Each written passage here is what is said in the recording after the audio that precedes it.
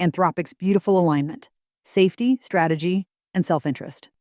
Ben Thompson's strategy analysis cuts to the core of why Anthropic is simultaneously the most respected and most unsettling AI lab operating today. The company's origin story: researchers who left OpenAI because it wasn't taking safety seriously enough, has produced a worldview where every self-serving business decision arrives pre-justified by existential concern. The mandatory 30-day data retention policy on all Fable traffic, including enterprise API calls that previously promised zero retention. Safety: the silent degradation of responses when the model detects LLM development work. Safety: the economic imperative to move closer to end users and displace SaaS. Also, somehow, safety. Thompson draws the Apple comparison: a company that frames every self-serving action in the guise of doing right by users. And often they were. But Apple made smartphones you could take or leave. Anthropic is building something that aspires to rival nation-state power. What makes this alignment between mission and business so effective is that it isn't cynical. The company genuinely believes only they can be trusted to steward superintelligence, and that sincerity is precisely what makes it dangerous.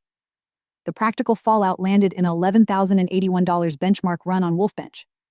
The evaluator expected Fable to dethrone GPT 5.5. Instead, it didn't even beat Opus. The culprit: over 40,000 structured refusals and 13 tasks that entered hard refusal loops. The agent refused, retried, burned tokens, timed out, and scored 0 on tasks that Opus 4.6 and GPT 5.5 routinely solved.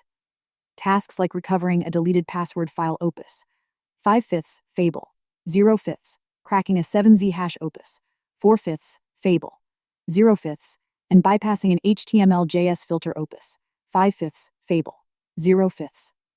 These are tasks Anthropic explicitly restricts. The community pointed out this was essentially benchmarking a door labeled slow said. But the deeper pattern matters. In agentic contexts, a false positive isn't a dialog box. It's a token-burning infinite loop that transforms a solvable task into an expensive failure.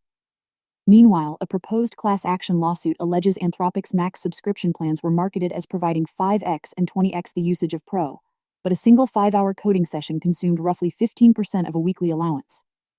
The opacity is the core complaint. Anthropic's rate limiting operates on server-side percentages that don't correspond to locally measurable token counts, making it structurally impossible for users to verify their consumption.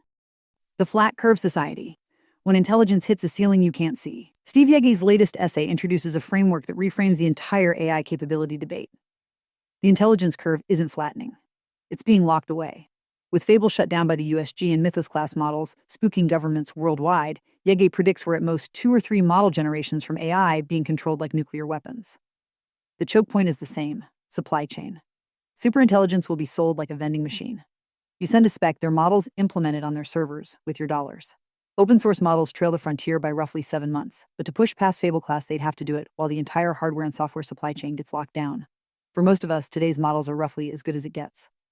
Even without government lockdowns, there's a more subtle ceiling. Yegge identifies 2 horizons every user hits. The demand horizon is set by the hardest problem you bring. If your work is easy enough, all models look the same. His back pocket evols projects that stump current models, tried against each new release, keep this horizon high. The discernment horizon is darker. It's set by the hardest answer you can judge. Past that line, you can't tell whether the model is right because checking the work is itself beyond you. Superhuman means unverifiable. The practical implications are anchored by Netflix data from Ezra Savard's internal training study, which identified 3 AI literacy cohorts by daily token spend: 0M non-users, 4M single-agent synchronous, and 15M multi-agent asynchronous. People jump cohorts in 5 hours of focused team-based training, with 96% staying there 6 weeks later. The advanced metaskill isn't spending tokens but saving them. Yegge calls token efficiency the new craft. SaaS, pronounced dead by vibe coders 6 months ago, looks surprisingly durable. Companies learned about token efficiency the hard way, blowing yearly budgets in months. The economic anxiety the plateau implies gets a philosophical treatment from George Malandrakis, who coins a new logical fallacy: ad economicum. The assumption that the economy requires human consumption to function. His uncomfortable observation: corporations already execute billions of virtual transactions daily with companies that have no product, no service, and not a single employee. The implicit assumptions: that the economy needs human consumers and that its collapse would hurt the resource-hoarding class, don't survive scrutiny. Once the owning class has intelligent machines and owns most assets, the economy crashing has no real consequences for them. It barely does already. Open models keep climbing. GLM 5.2 just became the first open weights model to cross 80% on Terminal Bench 2.1, beating every other open model and edging out Gemini. The community is enthusiastic but measured. Terminal Bench 2.1 is the relaxed version with friendlier timeouts, and no model scores lower on 2.1 than on 2.0. The real test will be Terminal Bench 3, before the labs start benchmaxing it. Still, at acclaimed frontier-level capability for a fraction of closed model cost, GLM 5.2 represents the open-weight ecosystem's best argument that the future doesn't have to be rented. Unsloth published GGUF quantizations within days, including a 2-bit version at 2, 3, 8 GB, theoretically runnable on high-end consumer hardware. The local inference story has moved past theoretical into daily driver territory. Vicky Boykis reports running agentic coding flows locally on a 2022 M2 Mac with Gemma 4 models at roughly 75% the accuracy of frontier models, a threshold where she stopped double-checking against API models. Her setup, LM Studio for inference, Pi as the agent harness, everything sandboxed in Docker. The benefits go beyond privacy. Local inference lets you introspect everything, from token generation to KV cache growth, in ways cloud APIs never will. On-device gets more extreme. A user runs Gemma 412B on a Google Pixel 10 Pro via Termux and Llama.c, key P at 6.5 tokens/second prompt processing and 1.3 T/s generation, drawing under 10 watts. Another commenter runs Gemma 426B IQ2M on Android 16 at 4 to 5 T/s drawing 3 to 4 watts. Useful inference is leaving the data center entirely. Not all open model news inspires confidence. Rio 3.5, a 397B model funded by R$500K, about $100 K USD from the Rio de Janeiro municipal government, was discovered to be a cheap merge of Nex N2 Pro with no additional training, despite documentation claiming sophisticated fine-tuning. When caught, the team claimed the final trained model got lost and promised to redo it from scratch. As one commenter put it, "My dog ate the weights." The episode represents a new category of threat to the open model ecosystem. Not benchmark gaming, but outright fabrication of provenance. Research frontiers. Parallel reasoning and beyond Lore. A UC San Diego-led team introduces Open DeepThink, a population-based framework for scaling test-time compute that sidesteps the selection bottleneck crippling best-of-n sampling. Instead of extending a single chain of thought which fails catastrophically on early missteps, maintain a population of candidate solutions, and evolve them over generations using pairwise Bradley-Terry comparison. The same LLM serves as both generator and judge. Each generation, random pairs are compared, votes are aggregated via Bradley-Terry maximum likelihood estimation into a global ranking, top-ranked candidates are preserved as elites, and the bottom quarter is discarded. The natural language critiques produced during comparison are recycled as mutation feedback. And critically, only negative feedback carries signal. Telling the mutator what went wrong is actionable. Telling it what went right adds nothing beyond what the model already infers from seeing its own solution. The results on Codeforce's problems. Open DeepThink raises Gemini 3.1 Pro's effective ELO by 182 points using approximately 285 API calls per problem with a sequential depth of just 8 LLM calls. Everything within each round parallelizes embarrassingly. The same hyperparameters transfer to Gemini 3 Flash and 2.5 Pro without retuning. On the multi-domain HLE benchmark, gains appear only in objectively verifiable domains math, biology, physics, and reverse and subjective ones. The soft verifier is only as good as the comparisons it aggregates.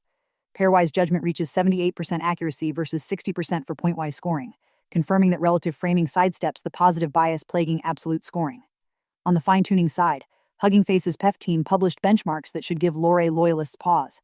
Lore commands 98.4% of PEF usage on Hugging Face Hub, but controlled experiments show it isn't always optimal. On an image generation task, OFT orthogonal fine-tuning strictly dominates LoRa. Higher similarity scores 0.708 versus 0.697 at lower memory 9.01 GB versus 9.97 GB. On LLM math reasoning, vanilla LoRa achieves only 48.1% accuracy. You need Ars LoRa 53.2% or LoRaFA to reach the Pareto frontier. The practical barrier. Downstream tools like VLLM only support LoRa. Is being addressed. PEF now converts non-LoRa adapters to LoRa format with negligible quality loss. Security. FIFA streams and silicon secrets. A security researcher registered on FIFA's public agent platform, submitted an ID photo, and received credentials in FIFA's Microsoft Entra tenant, the same tenant powering all of FIFA's internal platforms. The Angular front end checked the JWT for role claims, found none, and rendered an access denied page. The backend APIs didn't check anything. They just served whatever was requested.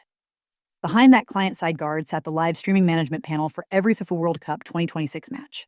Every camera angle, every RTMP ingest URL, every stream key, 5 camera feeds per match.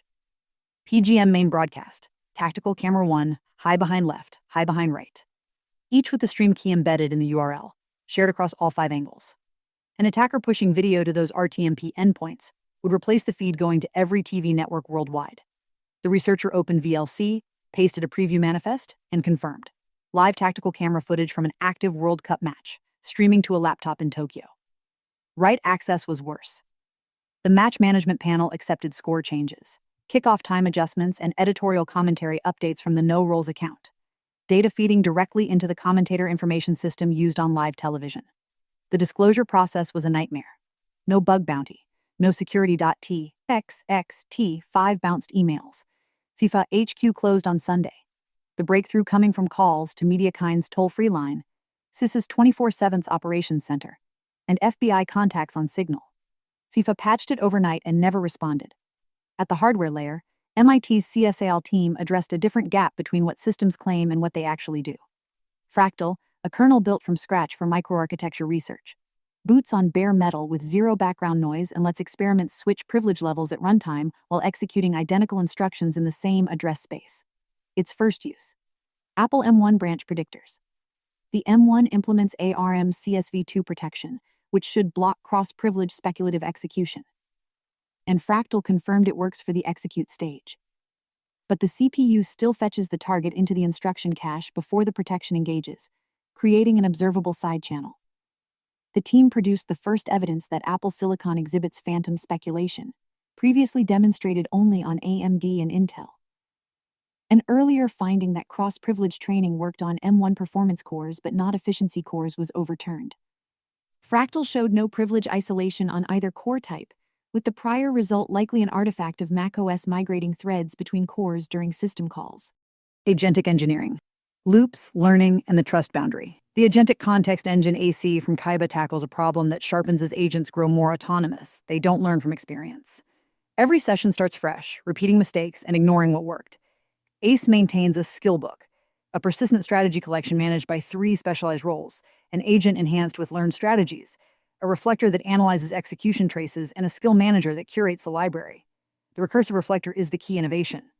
Instead of single-pass trace summarization, it writes and executes Python code in a sandbox to programmatically search for patterns and iterate until it finds actionable insights. On the Tau 2 airline benchmark, ACE doubles past circumflex 4 consistency with 15 learned strategies and no reward signals. A Claude Code integration translated 14,000 lines from Python to TypeScript in 4 hours with 0 build errors at a learning cost of about $1.50. Reuven Cohen frames this more broadly. The most important idea in AI today is not the model but the loop. Generate, measure, learn, adapt, repeat. His Darwin mode implements evolutionary selection over agent strategies.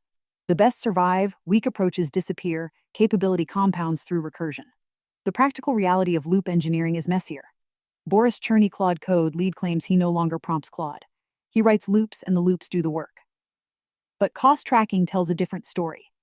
A single run through a relatively simple application can burn over 1 million tokens. The fundamental overhead is context passing.